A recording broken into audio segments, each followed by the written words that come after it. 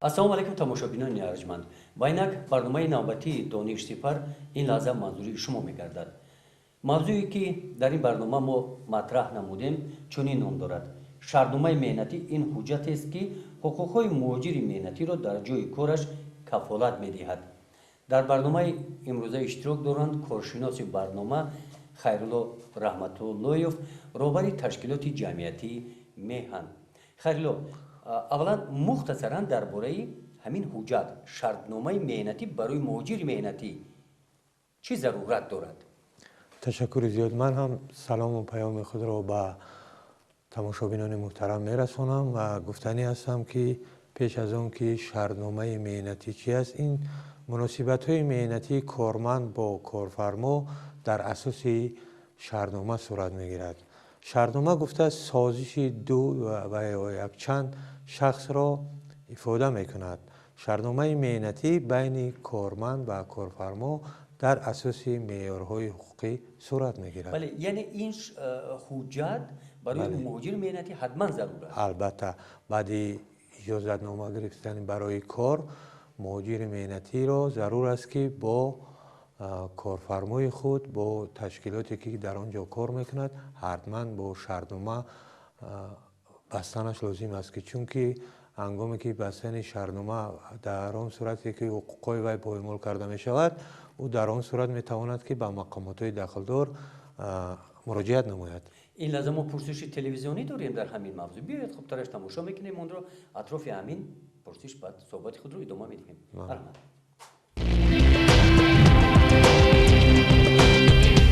дар бораи шартномаи меҳнатӣ ҳамина гуфтанем ки аввал бояд қатъи ҳамон одаме ки ана раиса ё ҳамон коркуни ҳамон идора бояд қатъи ҳамон аввал договор кунем, баъд кора сар кунем. то ахира бояд кора сар бикунӣ будиш бас мо бигирем. шартномаи меҳнатӣ ҳамиро мафаҳмад ки масъулиятро ҳамро ҳис мекунӣ ки шартнома ки мебандӣ, мисол қатъи ҳамон мисол шартномае ки мисол ком ташкил қатъи куша бояд масъулият ҳис кунӣ ки мисол ҳамин шартномае ки чизе аст ки ҳам риоя мекунӣ, мисол меъёри ҳамон шартномабандӣ.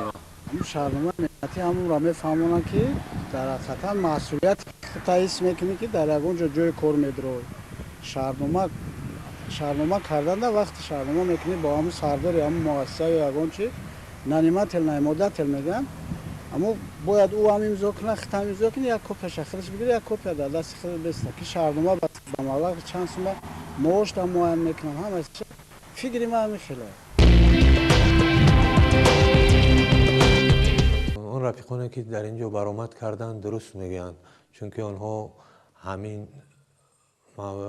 ҳолатро худи онҳо дар муҳоҷирати меҳнатӣ ҳис карданд ва пеш аз оне ки шартнома баста мешавад, бояд он муҳоҷири меҳнатӣ дар бораи сафари худ, дар бораи он давлате ки ӯ ба он ҷо сафар мекунад бояд маълумоти пурра дошта бошад ва инчунин дуруст қайд карданд ки забонро бояд донад ва дар бораи ҳамин вақте ки шартнома баста мешавад, дар шартнома дақиқ рӯзи кори ё ки муҳлати иҷрои кори ӯ, касби кори ӯ ва инчунин музди меҳнати он дар ҳамон ҷо пурра дарҷ мешавад ки ӯ чӣ қадар маош мегирад. яъне ин ҳуқуқи муҳоҷири меҳнатӣ аст ки вай донад ки чӣ қадар кор мекунад. бале, вай бояд донад ки чӣ қадар ба ивази кораш музди меҳнат мегирад. вай рӯзҳои истироҳатӣ дошта бошад. яъне ҳамин чизҳоро ба инобат гирифта шартномаи меҳнатӣ баста мешавад ва ин ҳуқуқи муҳоҷири меҳнатӣ аст, ҳуқуқи коргар аст ва ба ҳамин хотир шартномаи меҳнатӣ ба имзо расонда мешавад ки барои он ки яъне ҳамин ҳуқуқи муҳоҷири меҳнатӣ поймол карда нашавад. бале, дуруст қайд кардед ва ҳатман шартнома бояд дар шакли хатӣ баста шавад ва як нусхаи шартнома ҳатман бояд дар дасти корфармо бошад, нусхаи дуюмаш дар дасти ҳамон шахсе бошад ки бо ташкилот вай кардааст. яъне шартнома бояд ҳатман хатӣ баста шавад. бале, ҳатман шартнома хатӣ баста шавад, чунки ҳамин дар ду нусхаи хатӣ вақте ки баста мешавад, дар дасти вай ҳаст ҳамин шартнома ва медонад ки чӣ қадар музди меҳнат мегирад, барои кадом кораш мегирад, яъне барои кадом касбаш мегирад. агар аз рӯи касбаш бошад ва вай мумкин маоши баландро интихоб кунад و افسوس که بعضی مهاجرای مهنتی ما در همین روند مشکلات های زیاد دارند. واسه یک دقیقه همین شهرنامه مهنتی این در چند صحیفه می شود؟ البته این وابسته به همون شهرنامه مهنتی که خود همون تشکیلات تیار میکند و مثال شهرنامه در تشکیلات ما هستند همین گونه شهرنامه مهنتی و آنها در حجم 3 صفحه تیار کرده می شوند و یعنی در شهرنامه حقوق و عهده‌داری های کارگر. کارمند و کارفرما در اونجا درج می شود. طرفین برابر حقوق و عهده‌داری‌هاش درج کرده می شود. البته بعد وقتی که شهرنامه به امضا رسید یعنی کارگر و یا شهرنامه را خواندنش در کار است یا نه؟ البته پیش از شناس شود با بله شهرنامه. البته پیش از بستن شهرنامه حتما باید شهرنامه رو اون شخصی که برای شهرنامه مهمنتی میبندد باید شناس شود، باید خواند و ممکن بر همون شهرنامه اون کس راضی نباشد و یا میتواند کارگر که تکلیف خودش پیشنهاد کند؟ بله میتواند که تکلیف خودش رو پیشنهاد کند و برای هم تشکیلات میتواند که همونها رو عوض کند، تغییر یابد و بعد بستن همون شهرنامه بعد در مدت 10 روز باید همون تشکیلات به خدمات مهاجرتی که در همون منطقه فعالیت دارد مهاجر باید پیشنهاد کند همون نسخه شهرنامه رو یا که از روی شهرنامه مهلت کاری مهاجر رو باید ادامه دهد یا که مهلتش رو دراز کند چون که شما میدونید که بعدی تغییرات های زیادی که در قانونگذاری فدراسیون روسیه به عمل آمد بخصوص بعد سالهای 2010 یعنی که مهاجرای ما میتوانند تا 90 روز در همونجا کار و فعالیت نمونند. هنگام بستن شهرنامه مهلت شهرنامه نه زیاده از 1 سال می شود چون که از رود وارد گشتنی خود مهاجر حساب کرده می شود و مهلت آن نباید از 1 سال زیاد باشد و در برابر همین شهرنامه را اساس نموده مهلت کاری همون مهاجر رو در فدراسیون روسیه دوام میده. بله خیلی یعنی شهرنامه را باید حتما مهاجر مهنتی در دستش نگاه دارد. بله یعنی این خیلی است بعضی بچه‌های ما مهاجرای ما هست امضا میکنه یا میگه در کار نیست یا میگیرن یگونجا میپرتانش میروند وقتی که بعد در کار میشوند میکنن نمیومد یعنی مثال وقتی که حقوق مهاجر مهنتی و ایران میشود مهاجر میخواهد که مثال به سود مراجعت کند نسخه شهرنامه باشد در دستش یا اصلش وقتی که هم خیلی مشکلات پیش می آید و بخواهد که وعی کند پیشنهاد کند حتما نسخه شهرنامه اصل باید باشد پیشنهاد می شود اصلش در دستش می باشد بله اصل یعنی کارفرما قطعی باید اصلش بگیره در دستش می شود یک اصل در دستی مهاجر مهنتی کارگر یعنی هنگامی با سود مراجعت کردنم و یا نسخه میکند سود پیشنهاد میکند اصلش در دست خود کارفرما میموند. بسیار خوب خیلی این لحظه ما گزارش تلویزیونی داریم گزارش رو تماشا میکنیم بعد صحبت خود رو ادامه میدیم.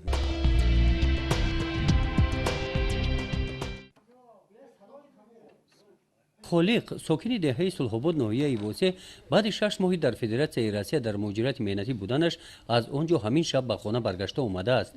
دوستانش به دیدارش آمده از حال و وضعیت او در مهاجرت پرسان میشوند. من راست که من کارای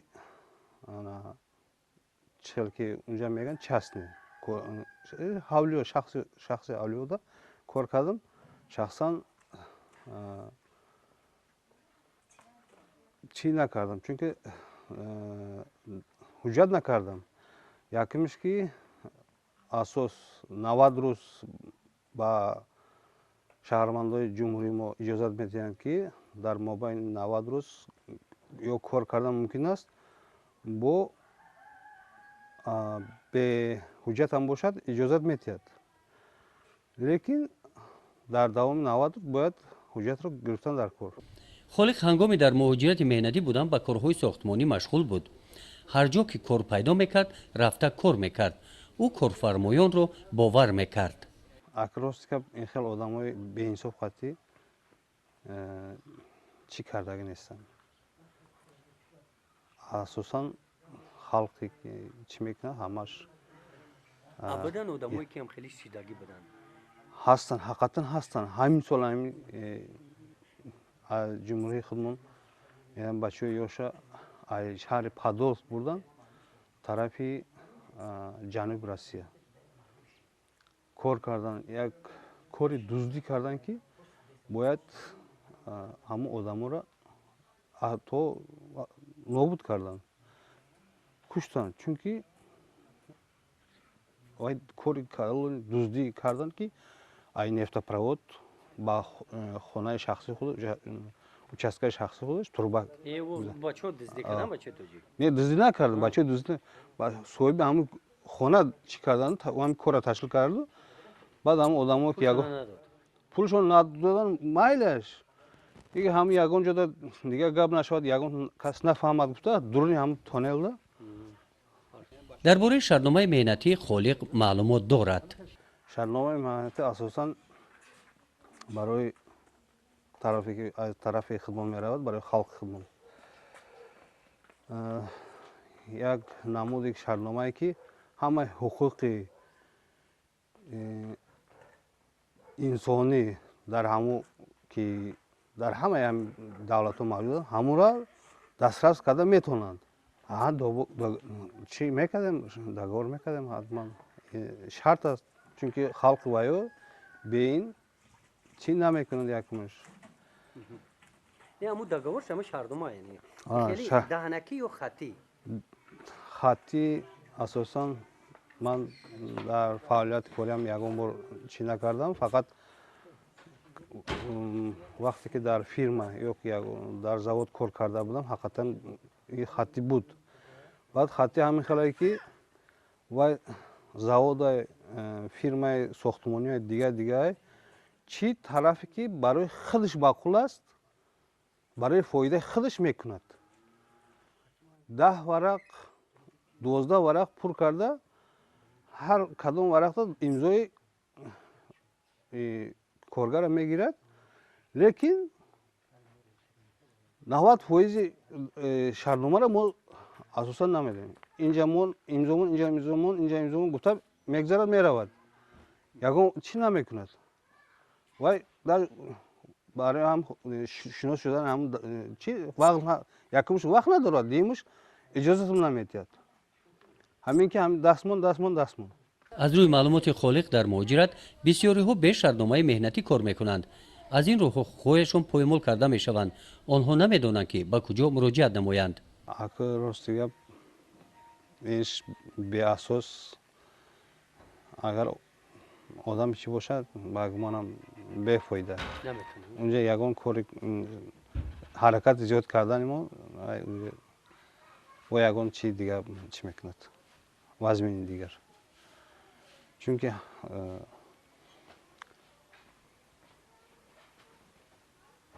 милисиям дигашам ҳамаш тарафдори вайҳо мешаванд. Асосанда бисёр дар ҳолат бисёр ҳолат. Лекин хай ҳастае ки гап зада ягон чӣ карда мумкин аст. Лекин ман рост гап ин хелша дучор шудагӣ нестам. зиндагии аҳли оилаашро Холиқ бо пули дар муҳоҷират кор кардааш пеш мебарад. хандаи кӯдакон, нони болои дастархон ва ободии хонаи ӯ ин ҳама аз пули муҳоҷират аст. Якумш ҳамон одаме ки кор мекунед, аввал худтон бовар дошта ҳамин кори шумо мегзорад. Аммо шумо корро супорда метавонед. ҳаст ки бачаҳои бисёр аст ки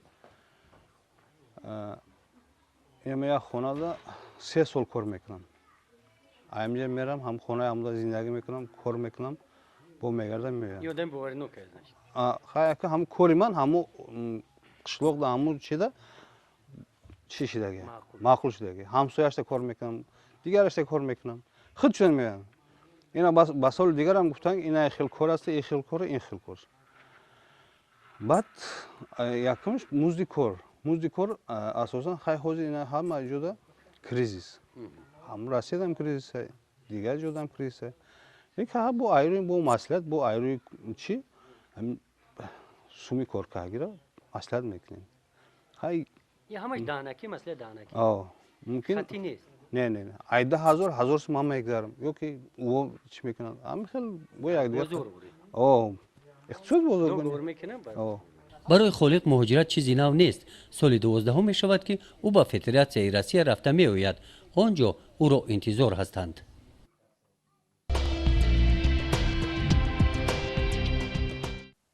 مرحمت خیلی این گزارش شما تماشا کردین اکنون چه خلاصه برآوردید همین؟ درست است که روز گپ بعضی مهاجرای مهنتی که مثال در اونجا کار میکنن یا که زیاد رفته و آمدن نسبتاً به پروا میباشند و در اینجا از 1 یولی سال 2010 وقتی که در کارخانه های خصوصی و فابریک های شخصان علایده فدراسیون روسیه پتنت را جاری کرد برای مهاجران مهنتی، یعنی که آنها مهاجران مهنتی میتوانند با واسطه همین حجت با شخصان حقوقی با شخصان علایده یا که فیرما های خصوصی کار کنند، چون که اما نلاگی خب به دست آورده سون خود مهاجر میسپارد، رفته در بانک خود مهاجر یعنی 1000 سوم به عوض ماهانه کارکردگیش میسپارد. بنابراین اینها به پروانه باید این طور نباشد، چون که وقتی که شهرنامه را میارن اینجا علاقه باید وای بیشتر خواند اون شهرنامه را که در اونجا برای چی امضا میکند، در اونجا چی گفته شده است که وای امضا میکند، باید حتما خواند و لااقل زبان روسی رو در حجم 500 کلمه در حجم معاشرت باید داند که در همونجا با کدام کارا گفتگی باید همین چیز را صرفم را برای چی امضا کرده شده است حتما خواند، چون که ممکن یگان چیزی دیگر یگان حجتی دیگر باشد. من در این گزارش تماشا کردیم بعضی حالت‌های میشود که چخیل میگن مثل شهرنامه دهانی همیشه بله البته شهرنامه در شکل خطی شده میتوانند و در شکل دهانی هم شده میتوانند. یعنی مثال مهاجری که این لحظه ما تماشا کردیم و باور کرده است با کارفرما و در مثال خانه‌های چسنی چخیلی که میگویند خانه علایده شخصی کار میکرد خصوصی نه که وای خوشبختانه یگان مراتب فریب نخورده است. ممکن این آدم رو باور میکنن لیکن هسته حالت میشود که کارفرما نکی فریب میدهد. البته حالتهای این خلالات زیاد شدنش ممکن است، چون که مثال یگان حالت میشود که به خود همون کارفرما یک مشکلات میافتد و مبلغ رو دادن نمیتواند، یا که حالت میشود که مثال وای در همون حالت به سفر میبرد برگشتنش بعد 1 سال یا 2 سال میشود، حالت میشود که از دادن مبلغ سرکشی میکند خودی همون کارفرما. این خیلی حالتات بسیار هستند در مهاجرت مهنتی بسیار. بله این حالت‌ها شدنش ممکن است. این حال وقتی که این حجت‌های باشد یا که شهرنامه مهنتی باشد اینها میتوانند که مزد مهنتی خود را به واسطه مقامات‌های دخل دار یا که مقامات‌هایی که مثال حزب حقوق مهاجران را حمایت میکند مراجعت نماید. آفرین. اینجا سوال از جانب تماشابینان است. این لحظه به سوال تماشابین اهمیت میدیم. مرحمت جواب میگیم. سوال آیا میتونم من کارگر در شهرنامه شرطهای خودم را پیشنهاد نمایم؟ البته شهرنامه با روزگی طرفین می شود. وقتی که با روزگی طرفین شد خب هم کارفرما و هم مهاجر در نوبت اول باید به همون شرایط راضی شوند. خب مهاجران هم می توانند که شرایط خود را پیشنهاد کنند. مثلا در دراز بودن روزی کاری، اگر روزی کاری مثلا از ساعت 8:00 سر شود ساعت 17:00 انجام کار باشد و در شهرنامه آنها نشان داده باشد که مثلا ساعت 19:00 مهاجر میتواند اینو پیشنهاد کند و کارفرما هم در نوبت خود اینو به نظر میگیرد. خب میتواند که از روی کم بودن مزد مهنت پیشنهاد کند یا که مثال نبودن روزهای استراحت. هست حالتایی که در اونجا روزهای استراحت نیست یا که هست حالتایی که مثال عموما روز استراحتی ندارن. یعنی کارفرما اینجا مدیر مهنتی میتواند پیشنهاد کند که در روزهای استراحتی وقتی کار میکند و یعنی مزد معاش بلندتر، یعنی روزهای استراحتی ده میتواند که بلندتر، چون که چنین قانون یعنی وای میتواند البته وای میتواند که شرطهای خود رو پیشنهاد کند و کارفرما هم باید قبول کند. البته قبول میکنند اینو البته به نظر میگیرد. بسیار خوب. سوال دیگر. وقتی که شهرنامه ویران شد مهاجر به کجا مراجعه کنه؟ در صورت ویران شدن شهرنامه اولا بحثی چنین شهرنامه در خود همون تشکیلات حل کرده می شود و در صورتی که مثال همدیگر نفهمی باشد، یعنی که همدیگر را نفهمیدن و این بحث میتواند از طرف حقوق شناسی اگر همون تشکیلات حقوق شناس داشته باشد پیشنهاد شود و در صورتی که حل نگشتن مشکلات میتواند به سود مراجعت کند و با سود همون ناحیه یا که ولایت یا که شهری که مهاجر در همونجا استقامت میکند، این چنین میتواند با خدمات فدرالی مهاجرت مراجعت کند. بله و این چنین میتواند که در سفارتخانه جمهوری تاجیکستان که در آنجا یک بخش خدمات مهاجرت هست میتواند مراجعت کند. آنها همه وقت پشتیبانی از حقوق مهاجران میکند. وقتی که شهرنامه مهنتی باشد. بله البته باشد و در همون در قانونی باشد البته دستگیری میکنند. بله برداشتن این موضوع هم در برنامه دانش سپر این مهم بود برای اینکه یکی از شکل‌های خرید و فروشی آدم که موجودان مهنتی به همین جدوجار میشوند این همون چی میگن یعنی پایمال کردن حقوق مهنتی حقوقی موجودان مهنتی هستند. شما نسبت همین برنامه هم کار کردگی هستین با فکرم مرحمت در جنبست برنامه چی گفتنی هستین همین موضوع در آخر همین گفتنی هم که تشکیلات ما هم در همین بخش لایحه های زیاده کار کرده است. ما با مهاجران مهنتی در سمت تندرستی فعالیت نمودیم، یعنی که این استثمار ما همین بخش در نظر دارم استثمار مهنت یکی از شکل‌های خرید و فروشی آدم که مهاجران مهنت بود. بله و ما در این سمت لایحه داشتیم، البته بر وقت‌تر بود این لایحه ما با دستگیری کمیته جوانان ورزش بله سیاسی یعنی همین موضوع امروز مهم بود. البته این یکی از موضوعهای اساسی همین موضوع در استثمار با مهنت با چی گفتنی در آخر در جنبست مسئله شهرنامه مهنتی در ممکنه اون چیزی باشه که من نپرسیده باشم. پیش از اون که گفتنی هستن که پیش از اون که مهاجر باید به سفر برایت حتما باید درباره همین گونه روندهای مهاجرت معلوماتی خوب داشته باشد. میتواند با مرکزهای مصلحتی مشورتی حقوقی در ناحیه ما در شهر کولاب و اینچنین در خدمات مهاجرتی ما هستند. همه این ناحیه شهر جمهوری داشتند. بله مراجعت نمایند یک معلومات حقوقی گیرند. بله دانشجوی خود را مکمل نمایند. بله سلامت باشید. خیرلو تماشابینان ارجمند این بود برنامه نوبتی دانش سپر. شما میتوانید سوالهای خود را با تلویزیون موج آزاد که طریق در اینترنت سامانه موج آزاد است ارسال نمایید. ما با سوالهای شما پاسخ میدیم. تا بازدید سلامت باشید.